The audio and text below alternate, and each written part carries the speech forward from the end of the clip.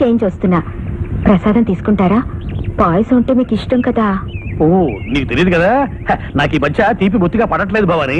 Sugar వచ్చింది, అందుకే ఇంతకు ముందులాగా నీతో తీయగా మాట్లాడలేకపోతున్నాను. మాటల సంగతి ఏముంది కానీ మీ హృదయం మాత్రం వెన్నపూసే. అప్పటికి ఇప్పటికీ నన్ను ఒకేలా అభిమానిస్తున్నారు. చూసావా భవాని, భగవంతుడు మనిద్దరిని విడదీసి ఒకరిని ఉత్తర ధ్రువంలో ఒకరిని దక్షిణ ధ్రువంలో పడేశాడు. నీ మొగుడు నీకు దక్కకుండా చేశాడు, నాకు పెళ్ళం ఉండలేనట్టే. అందుకే భగవంతుడు ప్రేమికుల పాలటి విలన్. సరే మనకెలాగూ మన చేత లేకుండా పోయింది, కనీసం నీ కూతురు బతుకున్న సుఖశాంతులతో ఉండాలని సుధాకర్తో కలిపాను. భవాని, నువ్వు పంపించిన 9 పెట్టెల్లో ఒక పెట్టె కనిపించట్లేదుట.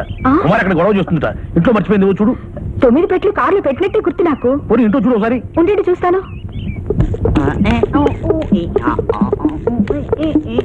ఏ గౌతరాజు, ఇటు ఇక్కడ నిన్నే.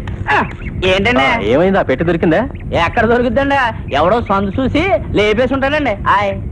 ఏమిటి దొరికిందట్నా? దొరుకుతుందన్న నమ్మకం నాకు లేదు. ఆ పెట్టెలో పెళ్లి నగలు, డబ్బు అన్ని ఉండి ఉంటాయి. ఎంత లేదన్నా 2-3 లక్షల రూపాయల సొమ్ము. పాపం, ఇంతకాలానికి కొడుకు పెళ్లి ఆ శాంతమ్మ ముఖం కళకళ్లాడుతుంటే ఆ కోడలిలా అల్లరి పెడుతుందేమిటి? ఇంత మంచి అత్త దొరికినందుకు ఆ పిల్ల పూజలు చేయాలి. అసలు పూజలా?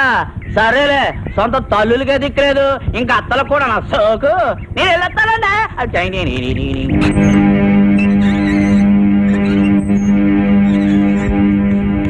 ఏమన్నా ఆ పెట్లో ఏమున్నాయో అడిగారండి? అడిగానండి. ఏమున్నాయండి?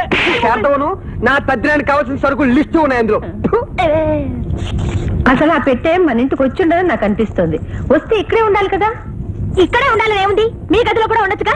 మీ కోపం రాకపోతే మీ గదిలో కూడా వెతుకుతాను. నా గదిలోనా?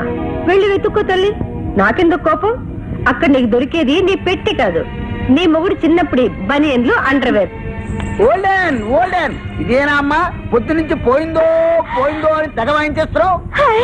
ఇదే నా పెట్టే. ఎక్కడ దొరికింది? ఇంకెక్కడ? మీ ఇంట్లో. అబ్బా, నా పెట్టె దొరికింది. అత్తయ్య, నా పెట్టె దొరికింది. అవును, దీన్నెవరూ తెరవలేదు కదా. ఏమండే? ఒరే సుధాకర్, అందులో ఏవో విలువైన నగలే ఉండుంటాయి, అందరి ముందు తెరవద్దని చెప్పు. చూసావమ్మా, అనవసరంగా నోరు పారేసుకుని మీ అత్తగారి మనసు కష్టపెట్టావు. ఇప్పుడు నీకు మనశ్శాంతిగా ఉందా? అందరూ నన్ననే వాళ్ళే, కానీ ఈ పెట్టెలో ఉన్న వస్తువుల విలువ ఎవరికి తెలుస్తుంది?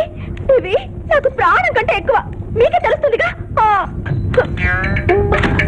నాకు 3 ఏళ్ల 2 నెలలు ఉన్నప్పుడు 4 పళ్ళు వచ్చాయి. ఆ పళ్ళు తోకోవడానికి మా నాన్న నాకు బుల్లి బ్రష్ కొనిచ్చాడు. ఇదిగో ఇదే. ఎంత ముద్దుగా ఉంది కదా. కదా, నిజంగా బాగుంది కదా. మరి 2 ఏళ్ల వయసులో మా అమ్మమ్మ చేయించిన సిగ్గు పిల్ల.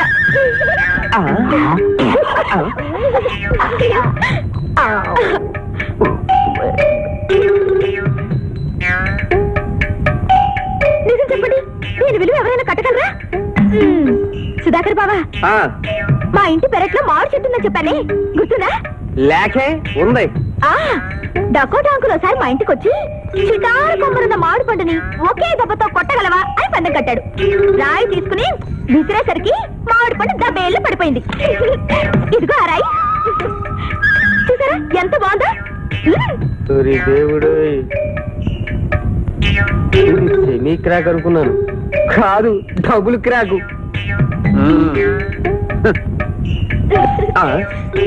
అరే హలో, ఏమిటి అలా విచిత్రంగా చూస్తున్నారు? మీకెవరికైనా ఇన్ని తెలివితేటలున్నాయా? మనందరం వాడి విసిరి పారేసిన వస్తువుల్ని ఇది చూడండి భద్రంగా ఎలా పెట్లో దాచుకుందో, అది తెలివంటేను. కుమారి, ఈ రాయి విలువ నీకెంత గొప్పగా అర్థమయ్యింది. ఓ పని చేస్తావా? ఈ రాయిని సరదాగా 1 వారం రోజుల పాటు ఉడకబెట్టి తినే.